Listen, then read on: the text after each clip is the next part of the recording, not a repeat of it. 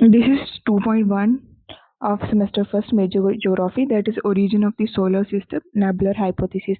Basically origin of solar system में हम बड़ी सारी hypothesis theory पढ़ते हैं, जिससे पढ़ के हमें थोड़ी सी information होती है कि हमारी अर्थ, हमारा सोलर सिस्टम, पूरे planet, उसकी सैटेलाइट, जो भी सेलेस्टियल बॉडी वो कैसे बनी है। तो सोलर सिस्टम क्या है? सोलर सिस्टम सेंटर में सन है, 8 प्लैनेट रिवॉल्व कर रहे हैं उसके अराउंड, कुछ सैटेलाइट है, कुछ सेलेस्टियल बॉडी है, और वो एक दूसरे के साथ बाउंड में एक दूसरे को होल्ड किया हुआ है उन्होंने, एक दूसरे को गिरने नहीं देते, एक इलिप्टिकल ऑर्बिट में वो घूमते रहते हैं बिकॉज ऑफ द ग्रेविटी। ये जरूरी है फिजिकल ज्योग्राफी में पढ़ने समझने के लिए कि हमारा सोलर सिस्टम कैसे ओरिजिनेट हुआ, कैसे इवॉल्व हुई, स्पेशली हमारी अर्थ और जो भी प्लानिटरी बॉडी वो कैसे एग्जिस्टेंस में आई। ऐसा माना जाता है कि जो हमारा सोलर सिस्टम है वो 4.6 बिलियन साल पहले फॉर्म हुआ है, 4.6 बिलियन पहले फॉर्म हुआ है। और किससे हुआ है? एक नेबुला था जो, उससे वो हमारा सोलर सिस्टम ओरिजिनेट हुआ है, वो भी रोटेटिंग स्टेट में था, तो उससे हमारा सोलर सिस्टम पूरा डेवलप हुआ है। ओवर टाइम ग्रेविटी कॉज की उसके ऊपर और वो कोलैप्स हुआ, इसलिए सन एंड प्लैनेट बने। बड़ी सारी हाइपोथेसिस थ्योरीज प्रपोज की गई to in order to explain how to originate the solar system या फिर अर्थ। तो जो सबसे एक्सेप्टेड उनको हम इस यूनिट में पढ़ेंगे, लेकिन सबसे पहले जो है 2.1 दैट इज नेबुलर हाइपोथेसिस। और जो भी ये व्यू हैं, कंसेप्ट है कि ऐसे हमारा सोलर सिस्टम ओरिजिनेट हुआ, इनको हम ब्रॉडली 2 कैटेगरी में डिवाइड करते हैं। First one is the religious concept and second one is scientific concept. Religious concept में हम मानते हैं कि जो हमारा यूनिवर्स है, हमारा सोलर सिस्टम है, अर्थ, ये भगवान का बनाया हुआ है। अपने अपने अपने स्कॉलर्स देखते हैं कि ऐसे बना होगा, वैसे बना होगा, लेकिन मोस्टली जो धार्मिक बुक्स होती हैं तो उनका मानना है कि ये भगवान ने बनाया हुआ है। लेकिन ऑन दी अदर हैंड जो दूसरा कंसेप्ट है दैट इज साइंटिफिक कंसेप्ट, वो बोलता है कि ये एक नेचुरल फिजिकल प्रोसेस से बना हुआ है। और इसी को ध्यान में रखते हुए ये साइंटिफिक कंसेप्ट के अंदर ही सोलर सिस्टम बोलते हैं कि सोलर सिस्टम 4.6 बिलियन पहले बना हुआ है। वो भी एक रोटेटिंग क्लाउड ऑफ डस्ट से, जहाँ गैसेस से, जिसको हम सोलर नेबुला बोलते थे।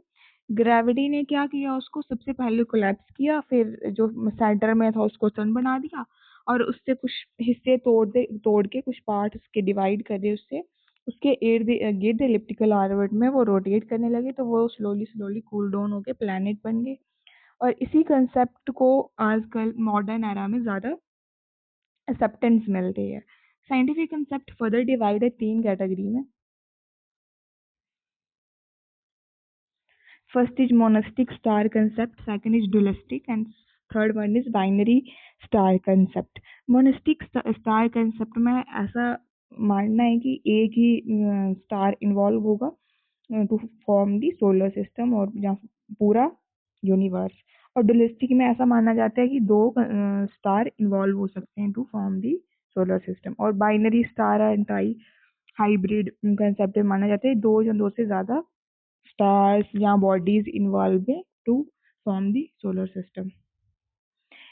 साइंटिफिक कंसेप्ट का बेस मान के बड़े सारे स्कॉलर्स ने डिफरेंट डिफरेंट थ्योरीज दी, आइडियाज दिए, अपने हाइपोथेसिस दी to understand the formation of solar system. सबसे पहले जो थ्योरी आई थी वो थी गैसियस थ्योरी ऑफ कांट, कि नेबुलर हाइपोथेसिस आई। एक्चुअली ये जो नेबुलर हाइपोथेसिस जो हम पढ़ने जा रहे हैं, ये कंत के द्वारा ही दी गई थी, लेकिन इन्होंने लैपलास जो है इन्होंने इसको रिवाइज किया था। फिर प्लेंटिसिमल हाइपोथेसिस आई जो कि चैमरलिन एंड मॉल्टन ने दी थी। फिर tidal hypothesis Jeans and Jeffreys ने दी थी। फिर नेबुलर हाइपोथेसिस को फर्दर रिवाइज किया गया। अब हम पढ़ेंगे नेबुलर हाइपोथेसिस जो लैपलास ने रिवाइज की थी, दी वो कंत ने थी एक्चुअली। ये जो नेबुलर हाइपोथेसिस है लैपलास की, ये इन्होंने रिवाइज की थी, दी ये कंत ने थी। तो देखते हैं हम नेबुलर हाइपोथेसिस। एक मैथमेटिशियन, फ्रेंच के मैथमेटिशियन थे, एस्ट्रोनॉमर थे, जिनका नाम था पायर साइमन लैपलास। उन्होंने 1796 में ये थ्योरी दी थी। उनका मानना ये था कि जो हमारा सोलर सिस्टम है वो एक लार्ज, बहुत बड़ा, हॉट, उसका नेचर गर्म था, हॉट था वो, और rotating gaseous cloud called the nebula, उससे हमारा सोलर सिस्टम ओरिजिनेट हुआ है।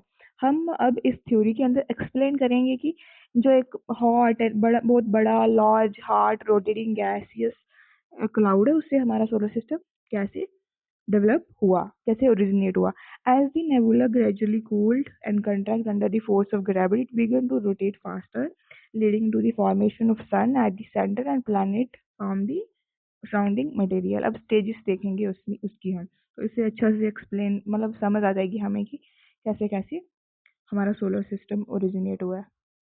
According to the theory, according to the hypothesis, सबसे फर्स्ट स्टेज थी कि हॉट गैसियस नेबुला था। नेबुला क्या होता है? एक गोला होता है डस्ट का, इसमें बड़े सारे पार्टिकल हैं, छोटे छोटे छोटे छोटे पार्टिकल ऐसे, तो ये नेबुला है। ये क्या था? एक तो सबसे बड़ा था, ये लार्ज था, हॉट था, गर्म था ये, और रोटेटिंग क्लाउड ऑफ गैसेस, ये रोटेट करता था, ये घूम रहा था, या फिर ऐसे बता दो, ये घूम रहा था।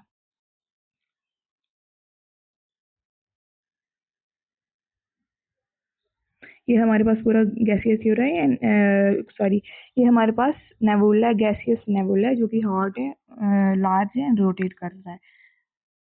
अम, फिर क्या हुआ? जो इसके अंदर पार्टिकल है, इनके अंदर, इनके ऊपर भी ग्रेविटी लगेगी, क्योंकि कोई भी पार्टिकल जो मास कैरी करता है उसके ऊपर ग्रेविटी लगी है। जब इसके ऊपर ग्रेविटी लगेगी तो ये जो पार्टिकल है एक दूसरे के साथ अट्रैक्ट होंगे और एक दूसरे के पास आएंगे।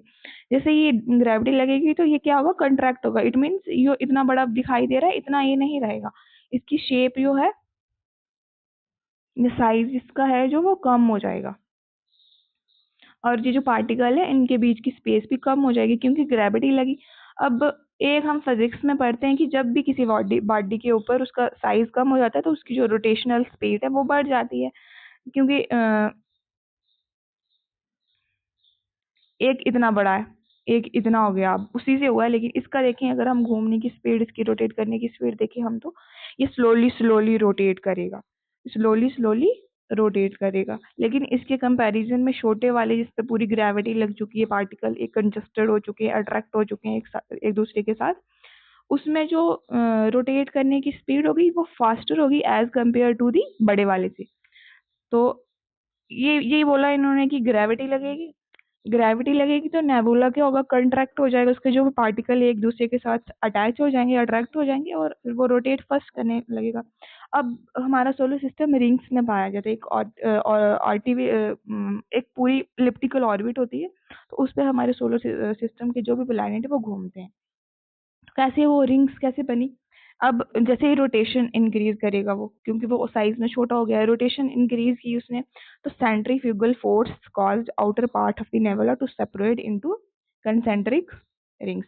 उनका मानना ये है कि जैसे जैसे उसका साइज कम हुआ नेबुला का, उसके पार्टिकल थोड़े कंजस्टेड हुए, अट्रैक्ट हुए एक दूसरे के साथ, और फास्टर ये मूव करने लगा, तो इसका क्या होता है? सेंट्रीफ्यूगल फोर्स होती है, जब भी कोई चीज रोटेट कर रही होती है तो उसके पास, जैसे इसकी सरफेस पे कोई भी कुछ होगा, ऐसे पत्थर या कुछ भी, कोई पार्टिकल्स होंगे, तो वो ये अपने से बाहर की तरफ इन्हें फेंकेगा। उसको बोलते हैं हम सेंट्रीफ्यूगल फोर्स। सेंट्रीफ्यूगल फोर्स वो होती है, कोई बॉडी रोटेट कर रही होती है, उसके पार्टिकल बाहर की तरफ, वो अपनी बॉडी, जो उस बॉडी के ऊपर जो भी पार्टिकल होंगे वो बाहर की तरफ से फेंक देती है, उसको हम बोलते हैं सेंट्रीफ्यूगल फोर्स। तो इन्होंने वही लिखा है कि उसके ऊपर सेंट्रीफ्यूगल फ्यूगल फोर्स कार्ल्स की होगी, और इसलिए वो कंसेंट्रिक रिंग्स में डेवलप हो गया। अब प्लैनेट कैसे बने? जो भी वो कंसेंट्रिक रिंग्स में मटेरियल गया था, उसका जो centrifugal force small size nebula में लगी थी, जिसकी रोटेशन फास्ट हो गई थी, तो वो जो पार्टिकल बाहर गए थे तो उनके ऊपर फिर से ग्रेविटी लगी होगी, एंड वो फिर से कंडेंस हो गए, छोटी छोटी रिंग्स में हो गए, वो ठंडे हुए एंड कंडेंस हुए, इसलिए इसी तरीके से प्लैनेट बन गए। फॉर्मेशन ऑफ सन, जो सेंट्रल मास था वो उसने फिर से कंट्रैक्शन स्टार्ट रखी, उसके ऊपर भी ग्रेविटी लगती रही और वो सन बन गया। अब सैटेलाइट कैसे बनी? Smaller ring around the planet condensed to form their satellite. छोटा छोटा मटेरियल जो भी सेंट्रीफ्यूगल फोर्स से बाहर की तरफ गया होगा, तो वो उन्होंने क्या बना दिया? सैटेलाइट्स बना दी। और यही मेन स्टेज से लाप्लास ने जो थ्योरी रिवाइज की थी, या उन्होंने दी थी, उनकी यही स्टेजेस, उनके अकॉर्डिंग ऐसे ऐसे हमारा सोलर सिस्टम बना है। क्या हुआ है हमारे सोलर सिस्टम में को बनने में? उन्होंने बोला कि एक कोई नेबुला होगा, उसके अंदर पार्टिकल होंगे तो उनके अंदर ग्रेविटी होगी, जैसे ग्रेविटी होगी तो इसका साइज जो है वो कम हो जाएगा। साइज कम होगा तो इसकी जो रोटेशनल स्पीड है वो बढ़ जाएगी। जब रोटेशनल स्पीड बढ़ेगी तो इसके ऊपर कौन सी फोर्स लगेगी? सेंट्रीफ्यूगल सेंट्रीफ्यूगल फोर्स लगी। सेंट्रीफ्यूगल फोर्स से ये जो नेबुला है जो कि गैसियस डस्ट से बना हुआ है, रोटेटिंग है, इसके ऊपर जो भी पार्टिकल्स होंगे, जैसे ये पार्टिकल है तो ये बाहर की तरफ फेंक जाएंगे, जैसे मतलब ये बाहर की तरफ ये चले जाएंगे, इनकी जो आउटर लेयर होगी वो बाहर की तरफ हो जाएगी। जैसे ये बाहर की तरफ होगी तो अब वो उसका साइज जो नेबुला था उसका साइज है वो थोड़ा सा कम हो जाएगा एंड वो बाहर की तरफ चले जाएंगे। जो बाहर की तरफ जाएंगे इसकी भी ग्रेविटी है, अब ये जो नेबुला बचा हुआ है इसकी भी ग्रेविटी है, जो पार्टिकल गए उनकी भी ग्रेविटी है। तो इसके बाद में क्या करेंगे, ये ऐसी कंसेंट्रिक रिंग में डेवलप हो जाएंगे। ये एक पार्टिकल है, ये एक एंड ऐसे हमारे ये जो ठंडे होंगे, कंट्रैक्ट होंगे, कूल होंगे, तो ये जो पार्टिकल सेंट्रीफ्यूगल फोर्स की वजह से बाहर की तरफ ये हमारे प्लेनेट बना देंगे। एंड जो सेंटर वाला पार्ट होगा, जो सेंटर वाला पार्ट मेरे रह गया होगा, वो सन बना देगा। अब सैटेलाइट कैसे बनी? सैटेलाइट जरूरी थोड़ा ना सारे पार्टिकल जो सेंट्रीफ्यूगल फोर्स की वजह से बाहर की तरफ गए थे वो प्लेनेट के साथ आ जाएंगे, ऐसा जरूरी थोड़ा ना। जो बचे हुए पार्टिकल छोटे छोटे वो सैटेलाइट बना के, जैसे हमारा मून, अर्थ की सैटेलाइट मून है, यही इनका कहना था कि ऐसा हमारा सोलर सिस्टम, ऐसे हमारा सोलर सिस्टम बना हुआ अकॉर्डिंग टू दी लाप्लास। इस डायग्राम से अच्छे से क्लियर होगा। हार्ड गैसियस नेबुला जो कि हार्ड गैसियस नेबुला जो कि लार्ज है, हॉट एंड रोटेटिंग है। अब क्या हुआ, ग्रेविटी लगी तो नेबुला देखो इन्होंने एरो के साथ दिखाया हुआ है कि कंट्रैक्ट हुआ, इसकी शेप थी, सॉरी साइज था वो कम हो गया एंड फास्टर रोटेट करेगा। किसी बात है, जब भी ये इतना बड़ा सा रोटेट करने में इसको टाइम लग रहा था, लेकिन अब सेकंड स्टेज में आते हुए ये कम हो गया, इसका जो साइज है वो कम हो गया, तो अब ये फास्टर रोटेट करेगा। अब जैसे फास्टर रोटेट करेगा तो इसके ऊपर सेंट्रीफ्यूगल फोर्स एक्ट करेगी। सेंट्रीफ्यूगल फोर्स एक्ट करेगी तो जो आउटर पार्ट है इसका नेबुला का वो सेपरेट हो जाएगा। क्योंकि ये जब ऐसे रोटेट करेगा, ये रोटेट कर रहा है तो इसके ऊपर कोई भी, जैसे ये पूरा नेबुला ये रोटेट कर रहा है, उसके ऊपर जो भी पार्टिकल होंगे बाहर की तरफ जाएंगे और सेपरेट होंगे, कंसेंट्रिक रिंग्स डेवलप हो जाएंगे। जैसे इधर क्लियर ही दिख रहा है कि ये कंसेंट्रिक रिंग्स डेवलप हुई हैं। फिर ये कंसेंट्रिक रिंग्स में जो भी मटेरियल होगा उसके ऊपर फिर से ग्रेविटी काम करेगी और वो प्लैनेट बना देगी। ये प्लैनेट बन गए और उनकी सैटेलाइट कैसे बन गई?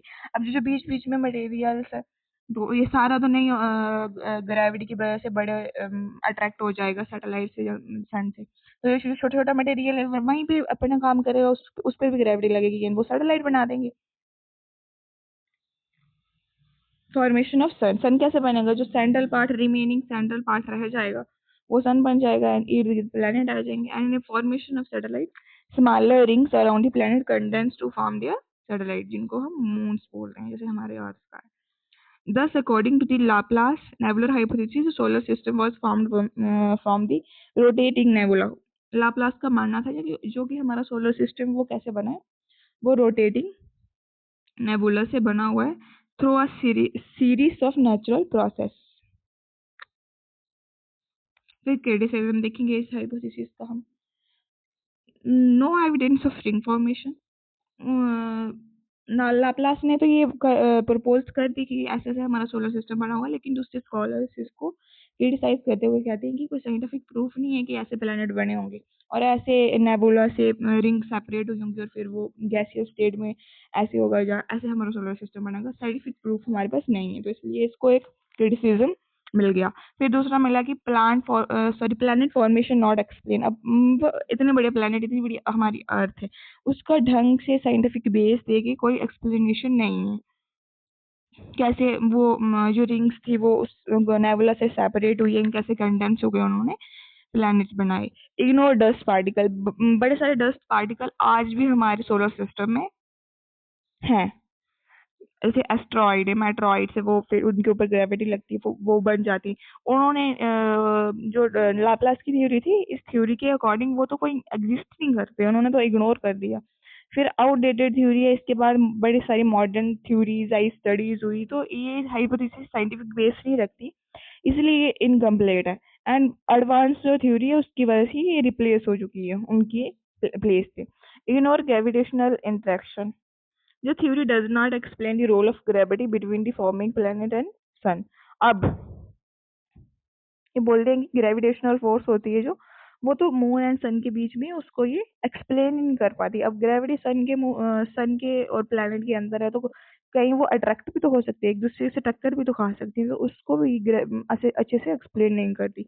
failed to explain planetary orbit, it could not clearly explain why all planets have a present size। अब कोई छोटा बनेगा, कोई बड़ा बनेगा, डिस्टेंस एंड सर्कुलर ऑर्बिट ही कैसे बने, ये बात भी ये थ्योरी एक्सप्लेन नहीं करती। और रीजन नॉट डिफाइन, हॉट ने बोला था वो रोटेट कर रहा था, बड़ा बहुत बड़ा था, लार्ज साइज था उसका, ये कहाँ से आया, उसका सोर्स क्या है, उसका हीट का सोर्स क्या है। एंड ओनली 9 प्लेनेट क्यों बने 10 भी बन सकते थे, 12 भी बन सकते थे। तो इससे भी इसको क्रिटिसाइज किया जाता है। एंड ऑब्जर्वेशनल एविडेंस लैक करते हैं, तो इसकी वजह से भी इसको क्रिटिसिज्म झेलने को मिलता है। Modern astronomical observation do not support the process of planet formation exactly as describe by Laplace hypothesis. Conclusion में यही है कि अच्छी थी, इन्होंने बेस प्रोवाइड किया to understand the origin of the solar system, but it also has several limitation, like कैसे how to originate solar system, जहाँ only by only 9 planet formed, central part जो था वो सन कैसे बन गया, सोर्स क्या था हीट का, नेबुला कहाँ से आया, तो कुछ लिमिटेशन भी है।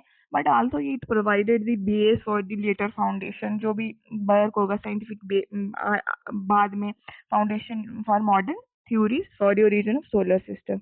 This is conclusion, and this is all about the 2.1 of semester first major geography, that is nebular hypothesis by Laplace।